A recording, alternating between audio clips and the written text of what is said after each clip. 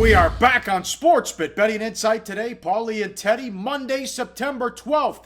Big game breakdown, the Monday Night Football doubleheader. Play of the day, we're 9-2 on the football season. We look to make it 5 in a row. We'll give out a total in Monday Night Football coming up. Here's how it's going to work on Mondays during the football season. We'll start with the NFL, and we'll do the college recap in the deep dive. And let's start with the NFL. Bad beats, bad for the books, and bad beats coming up. Bad, all that in a second. A couple tweets I want to share with the viewers. ESPN stats and info. What a wild Sunday in the NFL. 9 fourth quarter comeback wins in week 1. The most fourth quarter comeback wins in team season openers in NFL history. And for the first time, 4 games decided by 1 point in week 1 in NFL history. Would have been 5 if Arizona would have won and Canzaro would have made that field goal. What a Sunday, Teddy.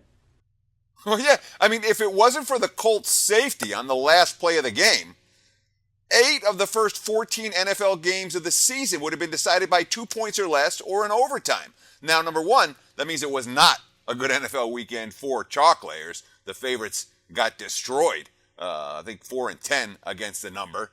But more than that, there's a lot of talk about the death of the 3 in the NFL. The 3's been the most important number, the keyest of the key numbers, and buying on or off 3 is always a topic of discussion.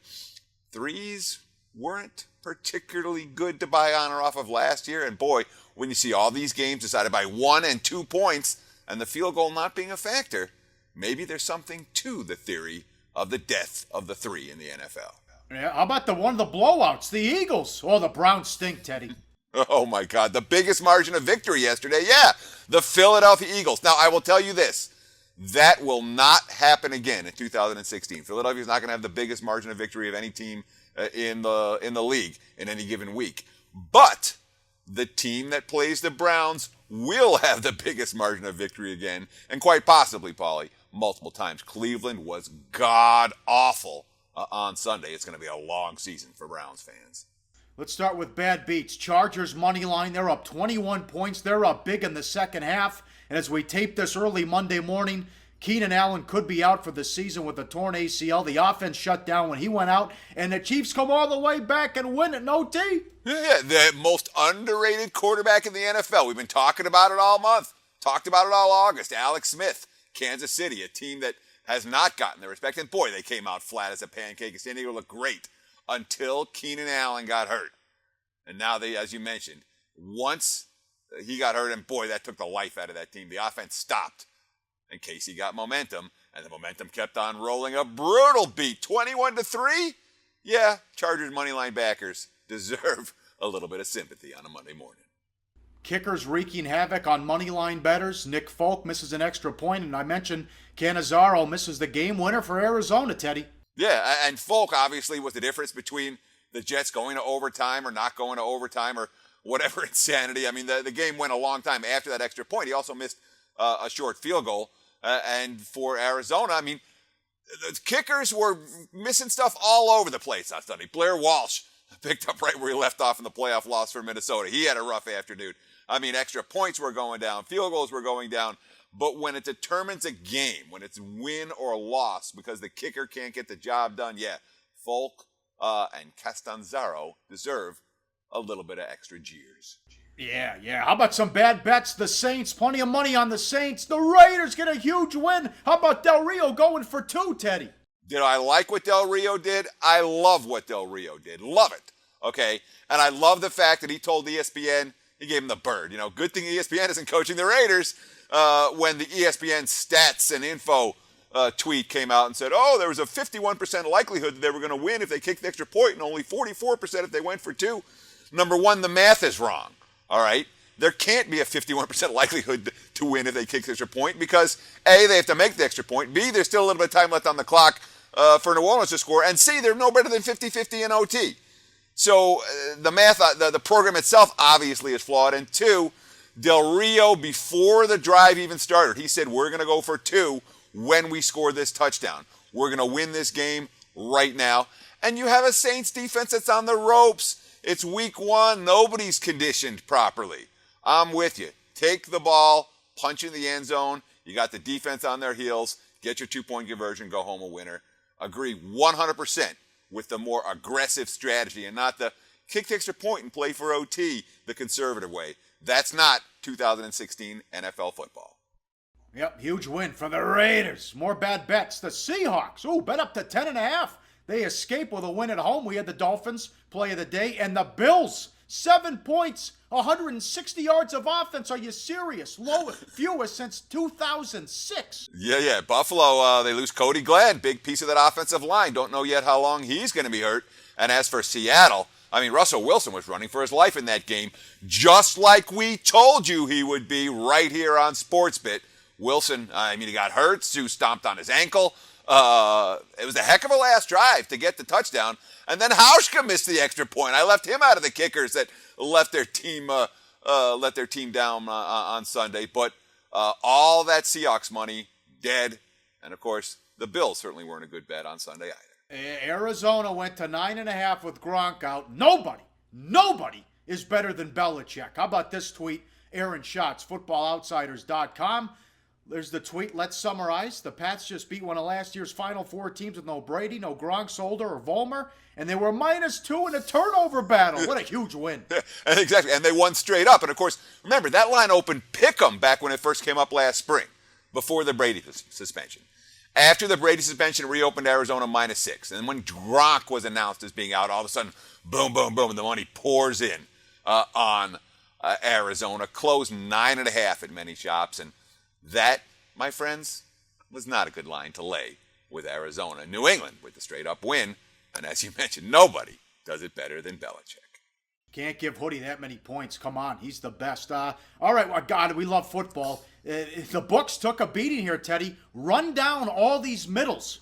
Sure. It was not a good Sunday for the house, and I'm sure that tomorrow when you talk to Jimmy Vaccaro, he's going to tell us that.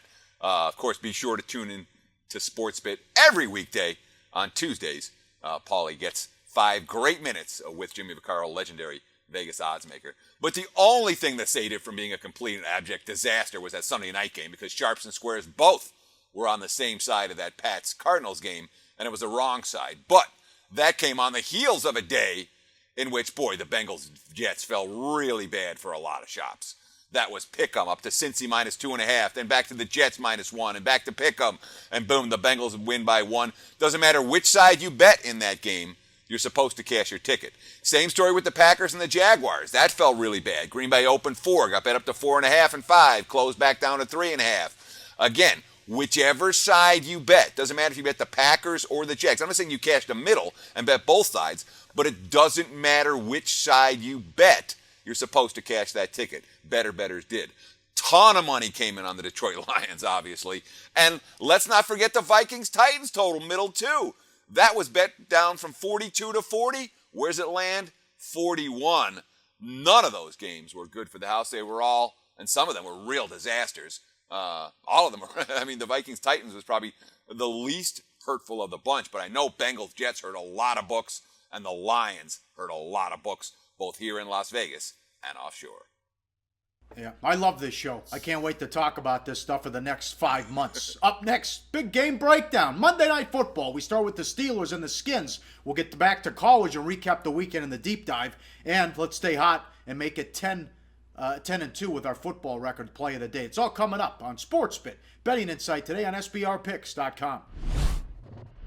Hey, SportsBit viewers, Mike Brenner went 12-1 in college football last weekend. This is for our MLB show, but 12-1. Why not promote that? Why not promote Why that? not? Why not? Little luck SportsBit never hurt viewers, anybody. That's right. So tune into our college football videos, but also today our MLB videos. I'm positive on the year, and I am liking a few picks once again on this Monday card. How you feeling about this one, Mike Brenner? I'm feeling pretty good about it. There's a lot jumping out at me, Pistol Pete. Sounds Hey, good. guys, when you're all done over here, with Teddy and Paulie, come on over and check out our picks, too.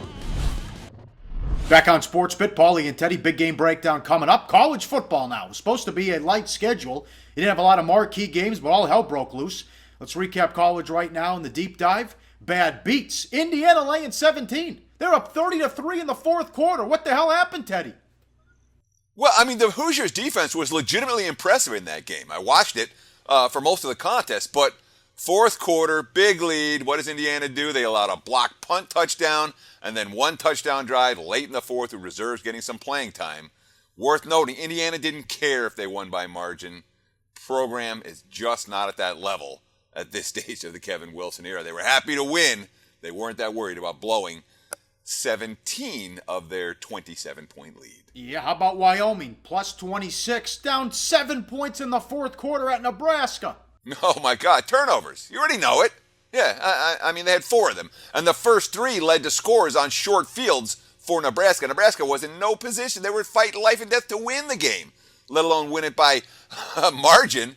But, and mind you, the 4 late turnovers for Wyoming, that came after a pick 6 earlier in the game. Brutal beat for Cowboys backers. Yep, San Diego State, a huge win for that program. I think they're going to go undefeated in the regular season. They won a wild game against Cal, 45-40. Gave up the late, almost lost the game though, Teddy. They were up 17 in the third quarter. Yeah, they were in position to win and cover. They were up 11 late. And then they gave up the backdoor TD to Cal. And then they allowed Cal to recover the onside kick. And then Davis Webb had a wide open receiver streaking down the middle. And he couldn't hit him.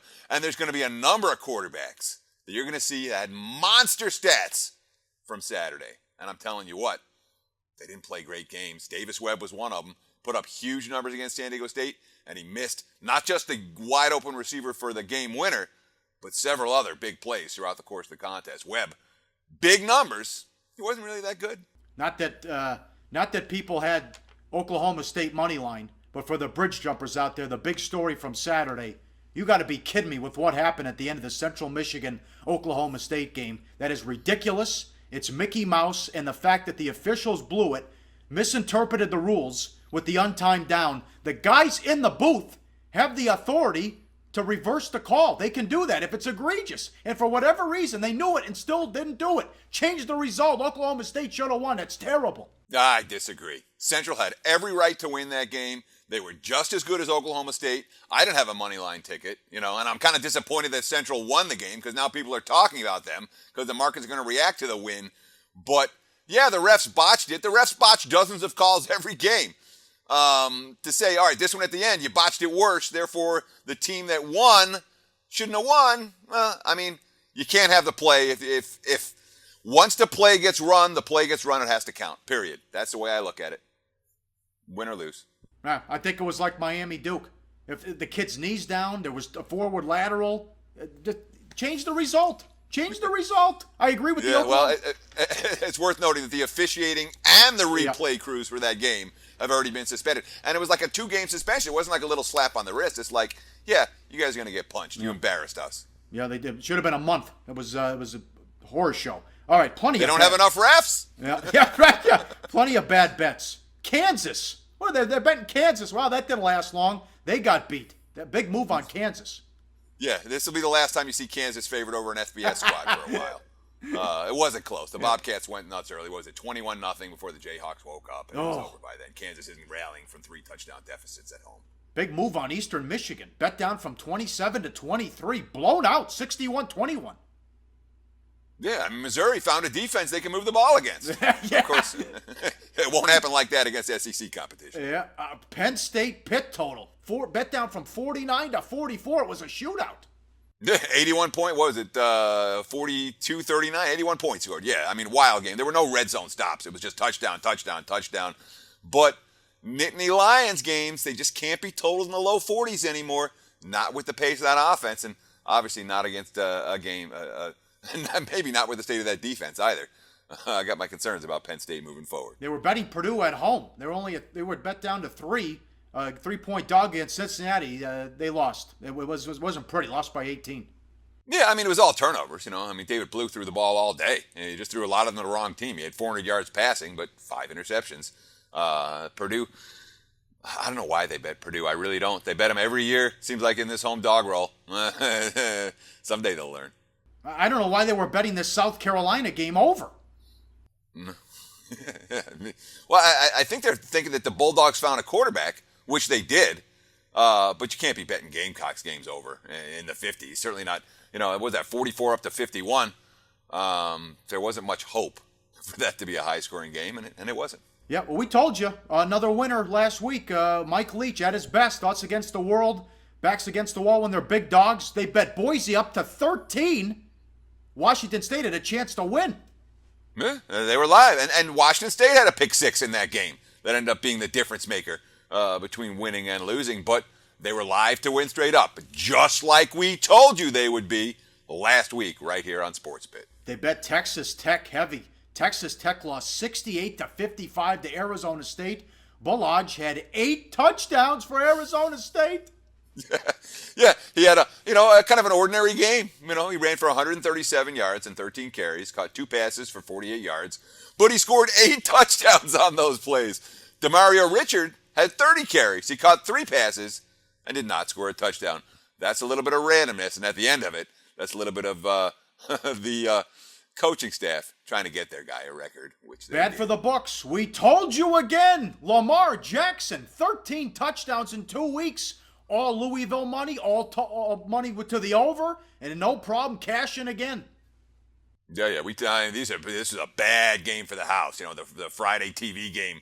Where all the money's in the favorite, all the money's in the over, and it's favorite and over cashing. A ton of money. And you were texting me during the game, Paulie, saying, "Are you watching this?" I'm like, "Yeah, I'm watching this." Lamar Jackson was unbelievable in that game. And they're like, the commentators make me crazy, Paulie. They make me crazy. They're like, Lamar Jackson's been the best player in the country for the first 2 weeks. Does he deserve Heisman consideration? Like, isn't the Heisman Trophy supposed to go to the best player who's having the best year, not the guy who got the most hype back in August? Of course he deserves Heisman consideration. He's been insane, and the books took it on the chin in that Louisville game Friday night. Let's continue. Bad for the books. A lot of money on Central Michigan and Connecticut. Yeah, the Connecticut result was particularly bad for the house because it went from 7 down to 3.5, and there are a lot of shops that got stung pretty bad on the middle there because they were betting it minus 3.5 and plus 7. Huskies roar back from a 21-0 deficit to lead 24-21, but they couldn't stop Navy one last time. And Central, as I said earlier, they deserved to win that game. They were every bit as good as Oklahoma State in Stillwater. Bad for the books continues. 2 5-point moves that got there. Texas and Air Force. Yeah, Air Force won, 48-14? It wasn't that close. They could have won that game by 100.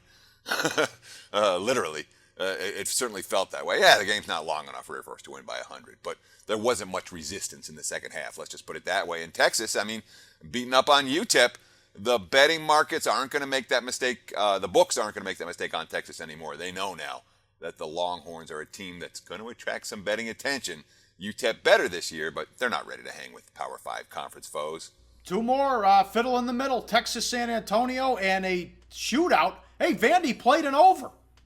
Yeah, the Texas San Antonio Colorado State game, not much middling on the 9, but it certainly wasn't a great result for the house with UTSA getting bet all the way from 12 down to 8.5 in a game that Colorado State won by 9. Only a field goal for the two teams combined in the second half of that contest, which wasn't the case in Middle Tennessee State Vanderbilt, where that over got just bet up all week and ended up scoring 71 between the two. Now Vandy, they scored 47 one time last year versus Austin Peay. Their second highest scoring game was 28. Their third highest was 21. And the other 9 games, they scored 17 or less. So I think it'll be a while before Vandy scores 40 plus again, although they do play Tennessee State on October 22nd at home. Up next, big game breakdown, the Monday Night Football doubleheader. Let's make it 5 in a row. The play of the day on SportsBit. Betting Insight today on SBRPicks.com. Do your research before you bet. Check out our ratings guide to see which books have the best ratings and sign-up bonuses. Open up several accounts and shop for lines at SBRodds.com. Always be ahead of the game. All right, we're back. Time for big game breakdown. As always, live odds, sportsbookreview.com. The early game. Monday Night Football. Steelers and the Redskins. Steelers 2.5, 49.5 the total. They open up without Bell and Bryant, but had more yards per play when DeAngelo Williams played last year. He's good, but is he good enough for 16 games? But as long as they got Roethlisberger, they'll be fine on offense, Teddy. Yeah, on offense they will be. The Steeler problems or the Steeler questions come on the defensive side of the football, especially in coverage. Now, this is a revamped defense. They're supposed to be younger. They're supposed to be faster. But in coverage, this defense was a disaster at times last year. And it's really tough to hang with those Redskins receivers that may be as good as any in the NFL. Let's start with a tight end. Can they cover Jordan Reed? I'm not convinced they can. But when you look at these Redskins receivers, just last year, Kirk Cousins, you like Kirk Cousins. I'm iffy on Kirk Cousins. But they made Kirk Cousins look really good. Look at his pre-2015 passer rating, 79.4. Look at that in 2015, 101.6. That's not just a quarterback getting better. That's a lot of talent around that quarterback. And boy, Paul, you look at that receiving core, you got to be impressed. Yes, Dotson, they still have Jackson, Garcon, and Grant as well. Why are you iffy on Cousins? I'm iffy on. Well, look, I mean, the Redskins played 3 real teams last year. All right, they played a ridiculously weak schedule. All right, and the 3 real teams they faced, Kirk Cousins wasn't good, and Washington got destroyed in all 3 of those contests. We remember the last time we saw the Redskins in the playoffs at home against Green Bay, and they were chalk in some spots in that game before a lot of Packers money came in that made them short underdogs. But was Kirk Cousins good in that game? No. He wasn't. Has he been good in the big games for the Redskins? No, not that much. He got hot last year down the stretch when Washington was beating up on bad teams. I mean, I'm talking the bottom of the barrel teams for the Redskins during that late hot streak that sent them to the playoffs. You know, show me again. Show me again this year, Kirk, and maybe I'll believe you. All right, that's fair. You know, $19 million a year. My God, that's crazy. But I think just for 1 year. Yeah, I know. Yeah, right. Playing Brock Osweiler, it's not crazy. That's what you pay a quarterback. Well, I mean, they couldn't even agree to a long-term deal, but the fact that he's making that much is astonishing. He's only done it It's smart they didn't agree to a season. long-term Yeah, deal. I understand. You don't want to pay Yeah. him yet. You say you franchise him, you pay him the $20 million, and you say, if you do it again, I'll pay you for real. I think let Cousins do it again. Let him start here on Monday Night Football. Yeah, I think the Steelers are the best team in the NFL, you know, but all these suspensions and guys getting hurt when they are healthy. They're the best team in the NFL. You saw what happened last year in the playoffs against Denver. Even with some backups, they had them beat till Tucson fumbled, and they also were right there with New England on the road when they opened up the season. More on this game coming up with the play of the day. The nightcap. You got to watch this on mute because Berman's doing the play-by-play. Rams and the 49ers. Rams 2.5, 42 the total. Oh, boy, Case Keenum against Blaine Gabbert. The Rams will struggle when they get all the pressure, and the burden is on Keenum. Not a lot of stars to throw to, Teddy. Just give the ball to Gurley when in doubt, though. Yeah, as long as they can run the ball with Gurley against San Fran's defensive front, and that's a question mark here. The Rams' offensive line, to me, I'm fascinated to see what it's going to look like. Because at times, when Keenum has had time in the preseason to throw the football, he's looked okay, and the receiving corps looked okay. They've looked serviceable. They've looked like an average NFL team. Other times you watch that offensive line, which has underachieved for years throughout the Fisher era. It's been an offensive line that's underachieved. And you say, you know, if Keenum's running for his life and Gurley doesn't have holes to run through, you know, it's going to be another disappointing season for the LA Rams. Now, you know, we just talked about the Steelers a minute ago, and the epitome of a team where Roethlisberger loves. He's got a bunch of chuck-it-up guys, and they catch jump balls. The LA receiving corps is kind of the antithesis of that. They lack the chuck it up and jump ball type of guys to help their quarterback out. And of course, Keenum is not the long-term answer. He's just keeping the seat warm until Jared Goff is ready. Niners in the same situation as last year. They opened up at home Monday Night Football and they thumped the Vikings, and the rest of the season downhill after that. Now, the first quarter I think is very important, Teddy. How does Chip Kelly play this? Does he go with his system and go fast, even though he doesn't have the personnel? Or does he slow it down to remain competitive? And the irony is that there was so much coverage on this in Philadelphia when Kelly arrived in Philly. And, what are the Eagles going to do? And look at the pace. And we saw it in the preseason, and we saw it in the regular season. And every Eagles game was lined in the mid to upper 40s right from the get-go. San Fran, there's been no talk about it. There really hasn't been a ton of coverage. We don't know what Kelly's going to do in game one. He doesn't have a lead running back to hand the ball off to. He doesn't have a true number one wide receiver on the roster to throw to. That means a lot's going to fall on Blaine Gabbert. And when you talk about in-game betting, pay attention to the first drive or two for San Francisco, and that's going to make a big difference in terms of the total. Because we don't know what pace we're going to see from Kelly. Fast doesn't make sense for this roster. It really doesn't. Defense is the team's strength, and we've already seen the markets make a huge statement on that. The total opened as high as 46, bet down to 42.5, and guess what? 42s are starting to show. No home field advantage at all. They got out of San Francisco. That That's a corporate spectacle for the rich and connected that go to the games. Yeah, it's a total Chardonnay crowd. I agree. I'm with you 100%. Yep. Yeah. How about this one? I'm sorry. What? How about what's happened to this organization? They haven't been favored. Last time they were favored, Harbaugh was the coach. But that's what that's what'll happen to a bad organization. Run Jim Harbaugh out of town. Real good idea, guys. You know, they remember how bad this franchise was before Harbaugh got there, and they always had talent, and they always lost. You know, and hey, that Michigan program sure looks better now than it did 2 years ago. About San Fran, they do not look better now than they did 2 years ago. Yep, we'll recap the games tomorrow, and we'll do 5 great minutes with Jimmy Vaccaro. How'd the books do? How'd the players make out this weekend? All right, a 9-2 football record so far. 3-0 last week. Money time, Teddy. Back to Monday Night Football. What are we doing? Let's go to game number 479-480, the early game on Monday Night Football, and let's take a look at the Pittsburgh Steelers and the Washington Redskins over the total 49.5. You look at the receiving cores for these two teams, and you expect a fair few big plays. We saw a lot of defenses wear down in week 1 down the stretch because they haven't been tested in the preseason for the full 60 minutes. Look for a high-scoring affair on Monday Night Football. Gee, we've seen 1 or 2 of those in recent years. Steelers and the Redskins over 49.5. That's our play of the day. All right, great show. NFL back. Well, this is going to be a great season. What a way to start on Sunday. We'll talk to you tomorrow on SportsBit. Betting Insight today on SBRPicks.com.